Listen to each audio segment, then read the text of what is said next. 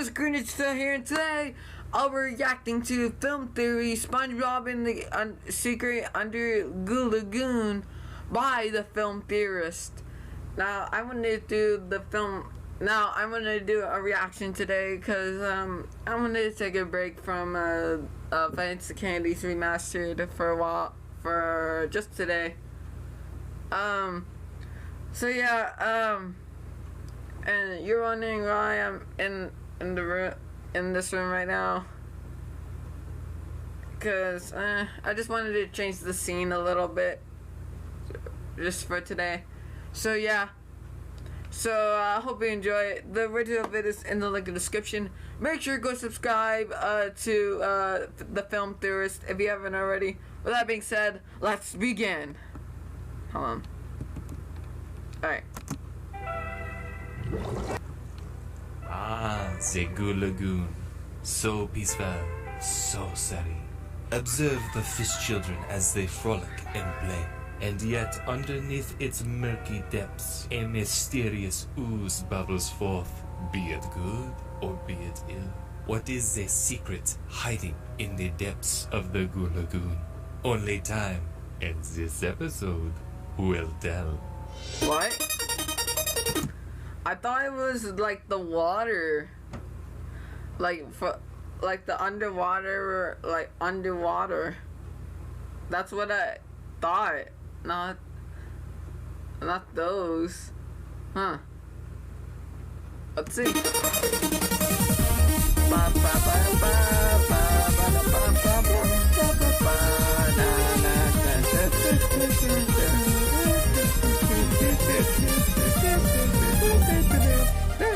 Hello Internet, welcome to Film Theory, where I'm ready to get to the bottom of every unsolved mystery, every unanswered question, every age-old riddle from nostalgic Nickelodeon shows. And today we're covering these things. Now, let me give you some backstory first, because this isn't as random as it might first seem. You see, recently I finished filming a series for Nickelodeon that was basically Film Theory, but for classic Nicktoons. It was like a dream come true, getting to work with a channel that literally was cool. My childhood. We did episodes on rocket powers, crazy skateboarding moves, Hey Arnold's Pigeon Man, Avatar The Last Airbender's Flying Sky Bison, all really cool stuff. We even did 2 episodes dedicated to everyone's favorite absorbent yellow porous rectangle, SpongeBob. One topic we analyzed was the Goo Lagoon, which, if you're not familiar, is literally a pool of water under the water that all the characters treat as a local beach. And shockingly, there is a real-life answer to that one. Pools of water underwater are totally a real-life thing. I'm not gonna spoil how it works. You're gonna just have to watch that episode when it finally comes out. I wonder how that works.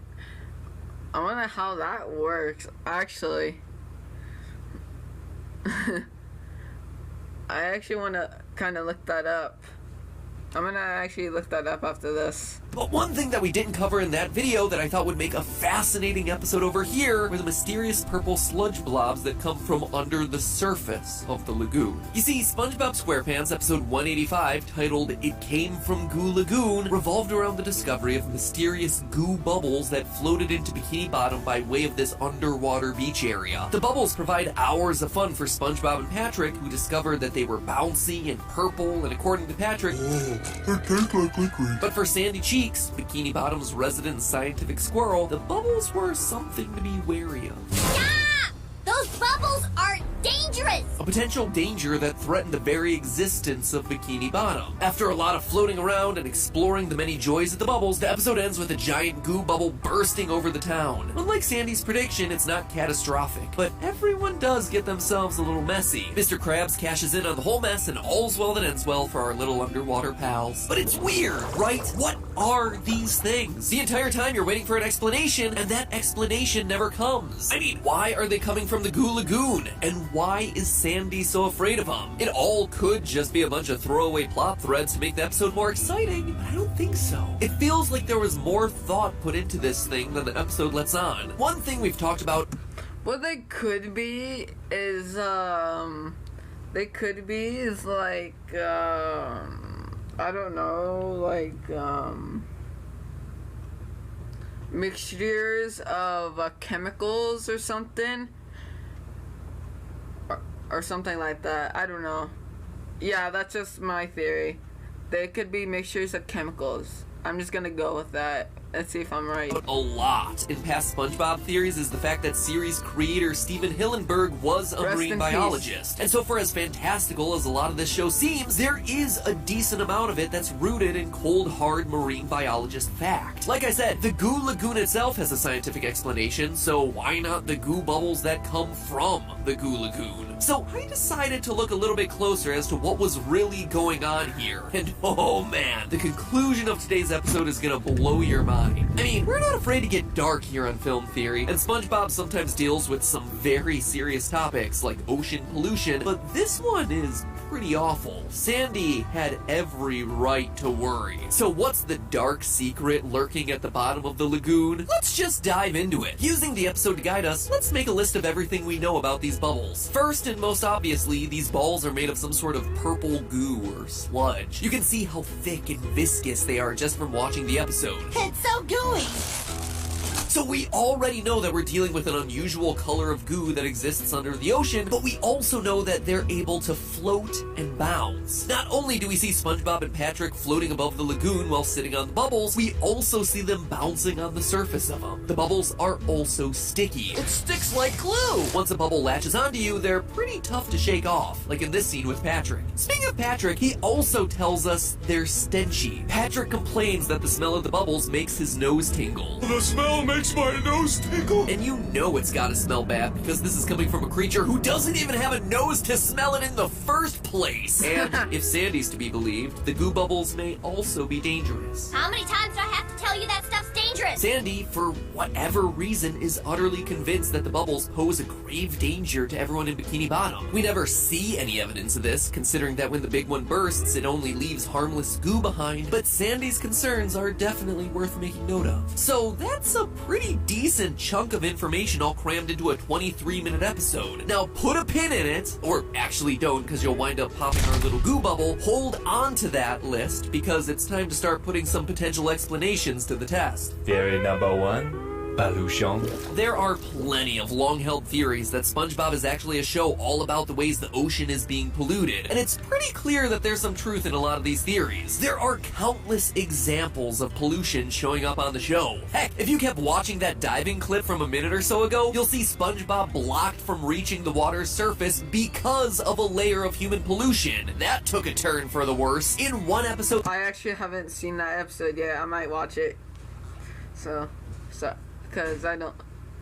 So yeah. Mr. Krabs looks forward to making money off the endless summer that global warming will cause by opening himself a pool. One popular fan theory even surmises that the entire show is an allegory for global warming, with SpongeBob representing human impact as a kitchen sponge, Patrick representing Western civilization because he's lazy and lives under a rock, their words not mine, and greedy Mr. Krabs represents big capitalist corporations. Look, I'm not saying I believe that theory. Mr. Krabs represents big capitalist corporations. Look, I'm not saying I believe that theory, just that it exists, and that there are people out there who do believe it. We are equal opportunity theorists here, folks. I've come up with some pretty outlandish ones myself. Though, come to think of it, it might be fun to do a theory review at some point, similar to meme review.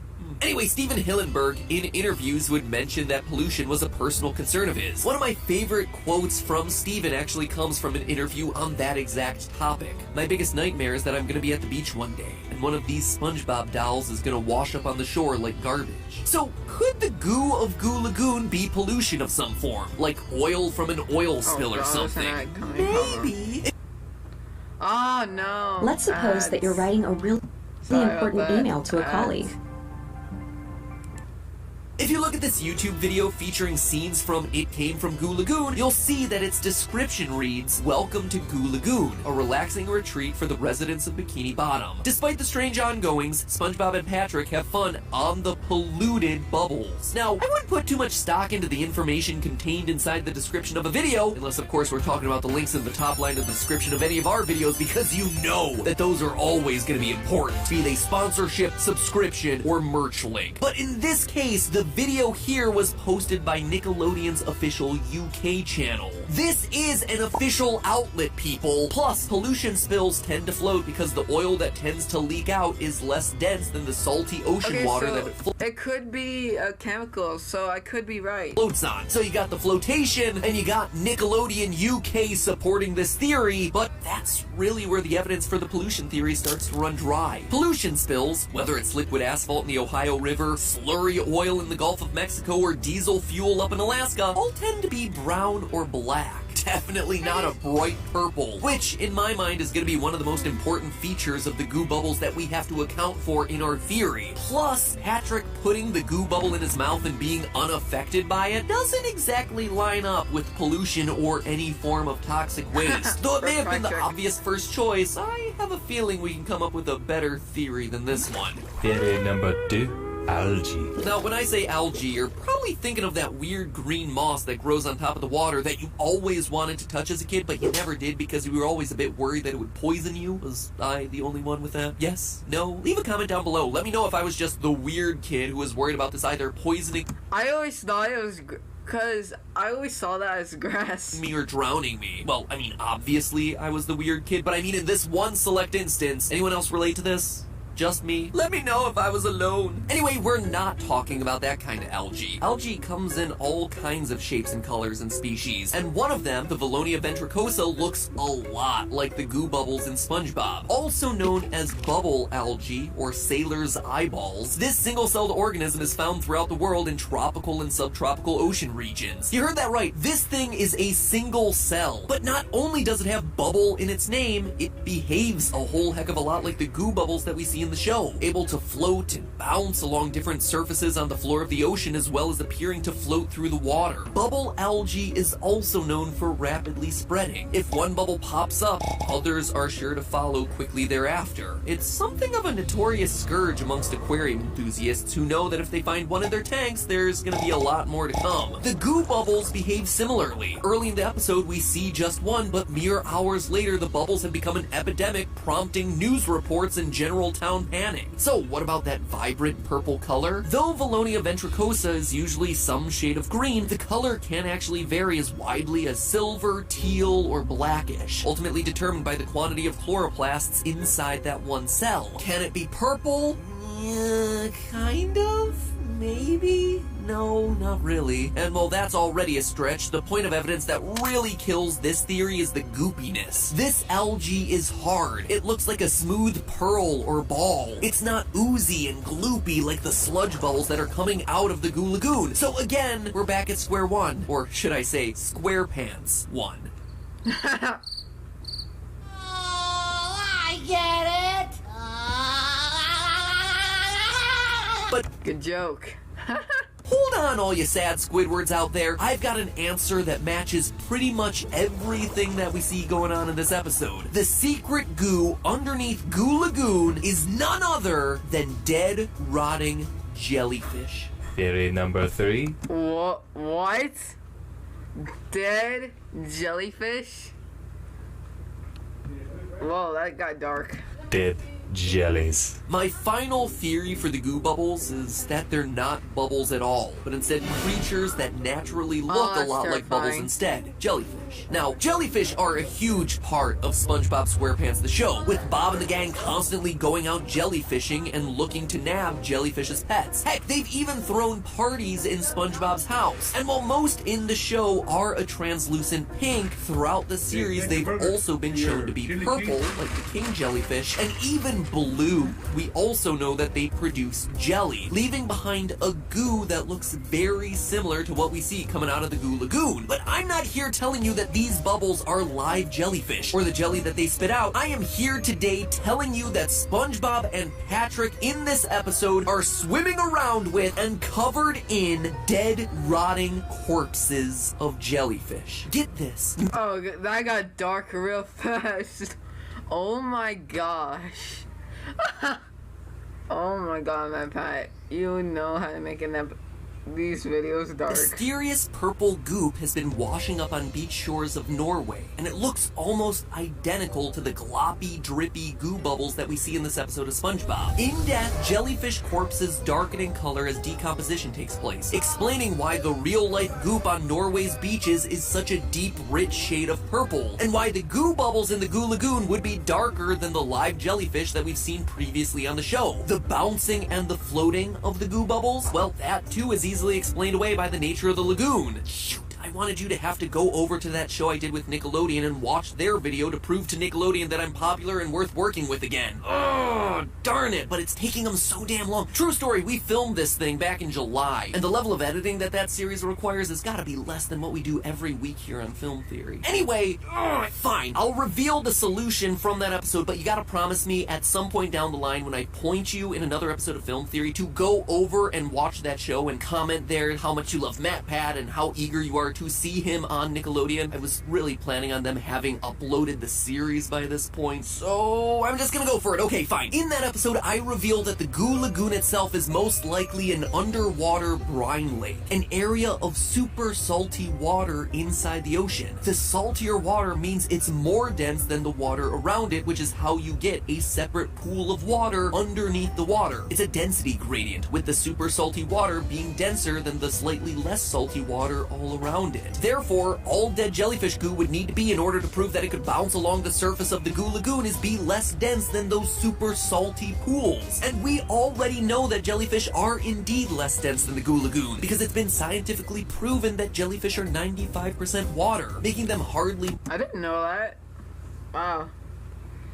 I didn't know that about jellyfish at all. more dense than the water that they float around in. That in turn explains how the goo bubbles are able to float through the ocean water as well as bounce on top of the denser brine lake water. How about the way the goo bubbles cluster? Well, that one's easily explained as well. Jellyfish cluster naturally. They tend to travel in groups called blooms, and sometimes rough winds, swells, and currents send them to shore all at once. So when they die, they tend to die together, exactly the way they lived, explaining why the goo bubbles would show up together, why there would be such a massive pool of goo in this one concentrated area. Another point in favor of dead, rotting jellyfish being the cause of this whole thing, the smell. Remember what SpongeBob and Patrick said earlier.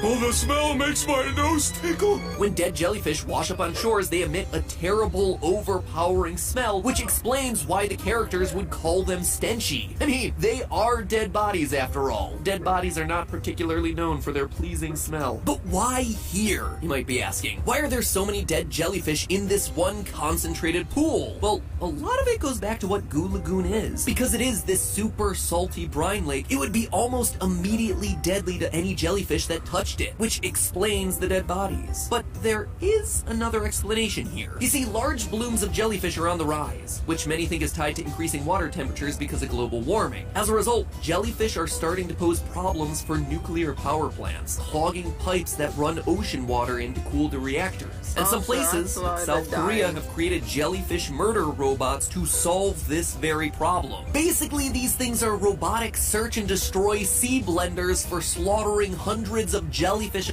Oh, that's terrible. I didn't know that. Man. At a time, with fishermen comparing the texture of the dead jellyfish goo to margarine, which thereby makes this entire thing rooted in the type of science the creator of the show wanted in the first place. This episode isn't a warning about pollution in our oceans, it's instead an episode warning us about the dangers of global warming. We're gonna have too many jellyfish and not enough peanut butter fish. Probably the most dad joke I've ever made. So there you have it, friends. We have ourselves the color, flotation, smell, the fact that it's not toxic so Patrick can taste it reasonably without any negative effects, a reason for it being there, the stickiness, all of it is hashed out through this one explanation. I don't know about you, but it looks to me like SpongeBob and his pals are in fact playing with the corpses of their ocean peers. And when those bubbles pop at the end of the episode, everyone is covered with dead, gooey bodies. Is it gross? Oh yeah, More- oh yeah, I saw that in the ending. Oh my god. That was messed up. Morbid, absolute. Now I watch it, that's... Oh my god. That is messed up! Absolutely. Great television, you betcha. But hey, that's just a theory. A film theory. And cut. Well, I'm not gonna look at SpongeBob the same way again. Anyways, guys, I hope you enjoyed this reaction. Thank you so much for watching. So leave a like, comment down what you guys want me to react to next. Subscribe to the channel, hit that notification bell, and I'll see you ninjas later. Ninja go! Peace out, guys. I'm not gonna look at jellyfish the same way again.